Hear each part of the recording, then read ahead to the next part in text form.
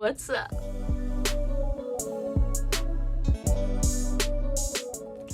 Hello guys, welcome back to the channel. You already know, Draw with Izzy. I'm the Izzy. So, today, this video is actually gonna live up to my channel name. You're actually gonna draw with me. I know, it's pretty crazy. I'm being honest this time. So basically, I wanted to start this series where I do some kind of simple, all ages sort of drawings where I really go with it step by step so that you guys can kind of get a feel for how I draw, and if you want to draw anything similar, you can go for it. I think it's really good if you're just learning how to draw, sometimes to follow videos like this just to kind of get an example and get a feel for how you do proportions and how the body connects to each other and just get some ideas. Like, obviously, as you're following along with this, you can change up anything that you want. That's what you're supposed to do. You know, it's like a Bob Ross video. You know, just happy little accidents. You're following along with him, but also you can do whatever you want. And so just think about me as your teenage girl Bob Ross. Oh, speaking of teenage girls, I know I'm having a really big teenage girl moment with my pink bangs.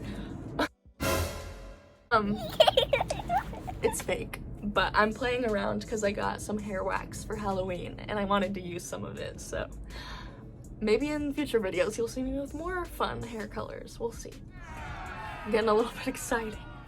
But yes, so today we're going to be drawing a witch in honor of Halloween, a little cute witch girl character. And it's pre-recorded, so I already know how it's going to end up. I just gotta edit this video and put it together. I think it's really cute. I think hopefully you guys will enjoy it. Please actually follow along and draw, and if you do, send me pictures. Like, I would absolutely love that. It would make me feel so good, like, seeing what you guys came up with. And I really hope that you find the time to actually participate in this video, because that would be super fun. But yes, I'm gonna jump right into it. Like I said, it's gonna be step by step. I'm gonna do a voiceover of my drawing, so you can just follow along. And I can't wait to see what you guys come up with. Peace. Alright guys, so for step one, we are gonna put in kind of where the head should be. So just draw a circle with a little oval coming off to kind of represent that egg head shape. This is going to be a 3/4 view of the face because the girl is sideways on her broom looking at us.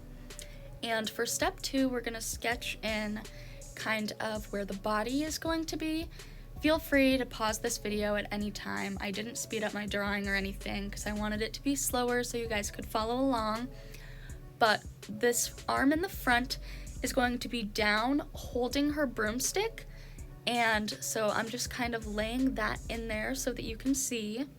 And then her hand is going to be clutching onto that broomstick handle, which we are going to add later once we've kind of sketched in the basic placement of her body.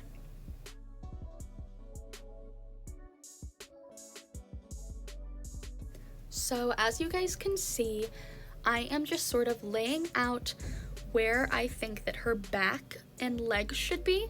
So the back is going to connect obviously down to her hips, which will connect down to her knees. So I am just kind of sketching out the basic shape of what her legs should be if she's riding on a broomstick, because obviously they are going to be crunched up as if she is sitting on something, because she is. And because of that, also her back will be a little bit arched. And right now, if you're a little bit confused about what I'm drawing in there, I'm kind of sketching out where I think that the leg that we can't see would be, because part of it is going to be sticking out so that we can see her foot. And I just wanted it to, you know, be accurate to where her leg would actually be. And then I just kind of touched up the head size a little bit, and I'm going in and kind of darkening a few areas. Which, speaking of which, make sure that you are drawing as lightly as you can, because like I said, this is just the groundwork. We're going to be going in and putting darker lines and kind of putting more things on top. But now now that I have where I think the legs should be, I am going in and I am laying out where I think that broomstick is going to go. So you want to connect it basically at an angle where that it is straight, but it goes through the hand and then back through her legs as if she is sitting on it. And I gave her a little bit of like a fancy little end of her broom, like it's kind of tied up. You can take any creative approach to this that you want. You can give her any type of broom, any type of outfit, but if you're just trying to kind of copy and follow along as best you can, then feel free to do that too. And now I am just laying out where the back arm is going to be. So if you see me drawing these like kind of weird circles, I basically draw those anywhere where there is a joint. But so you can see her arm is bent upwards, and right now I'm kind of putting in where I think her hand should be, as if, you know, she's waving at us, like she's just flying by giving us a little wave. So that's where the back arm is going to be, and now I'm just kind of going in and making sure all of the pieces of her body kind of look like they fit together correctly. And for step 3, we are going to be giving our witch some clothes. So I'm starting off by adding some hair. You want this hair to look very loose and flowy, almost like it's blowing in the wind, because we want to capture that sense of movement. And then on top, I am going to add, obviously, her little witch hat, because every witch needs a witch hat. I think it's really fun to kind of make different shapes with the witch hats, you know? So it's not just straight and pointy upwards, but give it a few crooks. After adding on our funky little hat, we are going to give her her clothes. I am giving her a dress. You can give her whatever you want, but I'm giving her sort of a loose little t-shirt dress because I think that witches wearing dresses are super fun because you can kind of really capture how they float and flow in the wind. And so we're making this very flowy. You don't want it to just be coming straight out behind her. Give it some waves and movement so it has some personality. So now that we have a rough idea of what we want here sketched out, for step 4, we are going to start going in and making some purposeful lines and kind of cleaning up this mess that we made and figuring out some of these details of where everything should be.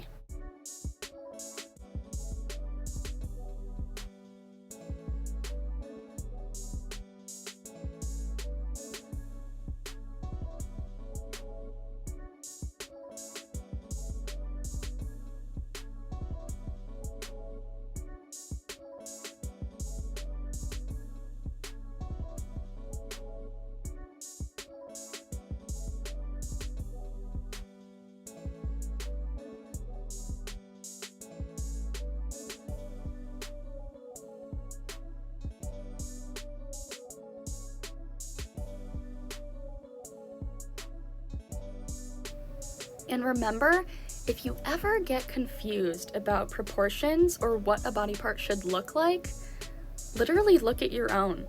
Like, just look in a mirror, do the pose that you're trying to draw, and study yourself for a second.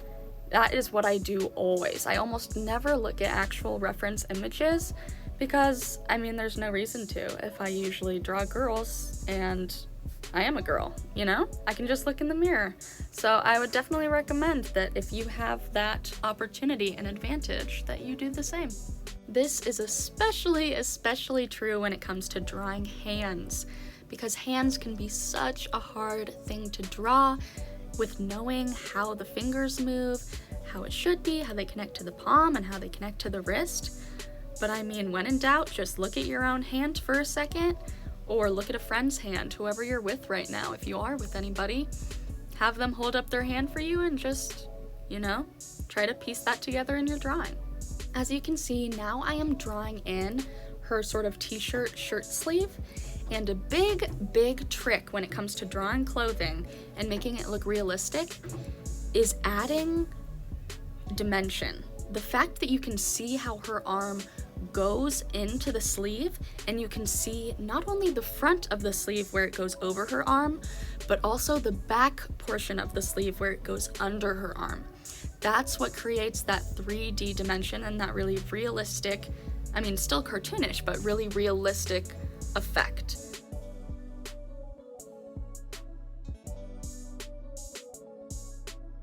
Now I'm just going in really quick and kind of erasing some of those construction lines that we have for the legs that are underneath the dress.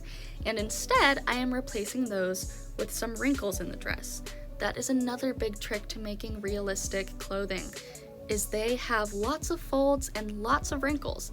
You know, whether a dress is floating or whether it is hanging off of your body, either way, it is going to wrinkle and fold in different ways. A trick to kind of trying to figure out how your clothing might fold or wrinkle, once again, look in the mirror. Notice it when you look at other people and what they're wearing. Try to be aware of what things look like in real life and get used to it, and you will naturally start to incorporate them into your drawings. So you'll see me add a little bit more folds and wrinkles to the dress later on in the drawing, but that is a big trick. And with the hand that I'm working on right now, I just added in those knuckles so that you can kind of see that her hand is wrapping around it.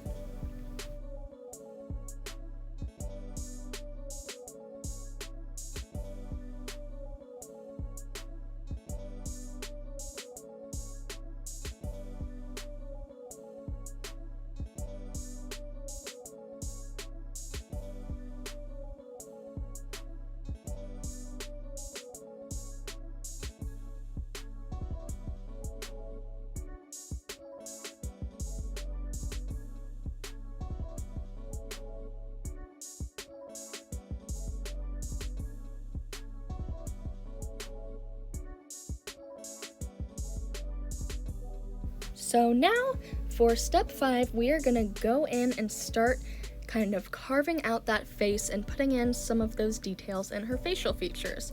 So as you can see, what I just did is I am kind of trying to make out the form of a 3/4 quarter view of the face. So the first thing I did was mark out her forehead, her cheekbone, and I brought that into the chin. And then what I did is I went and I put in just a little nose. The good thing about drawings is that you don't need to make things look super detailed. You don't need to add a lot of lines. If you add a few lines that kind of lead one to imagine the rest, that's all you have to do. If you just put a line that comes down with a little swoop that looks like a nose with a nostril, just leave that. That's all you need. When it comes to the smile, you don't need to draw each individual tooth like that. That'll make the smile look creepy.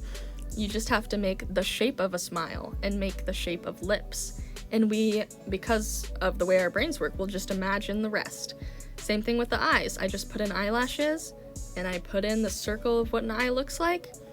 And, you know, it looks like a human and it looks cute, and that's all you need. Sometimes when you add too many details, it makes things look kind of creepy when you try to get too realistic on something that inherently should be a little bit simpler. So that's my advice when it comes to faces or anything like that.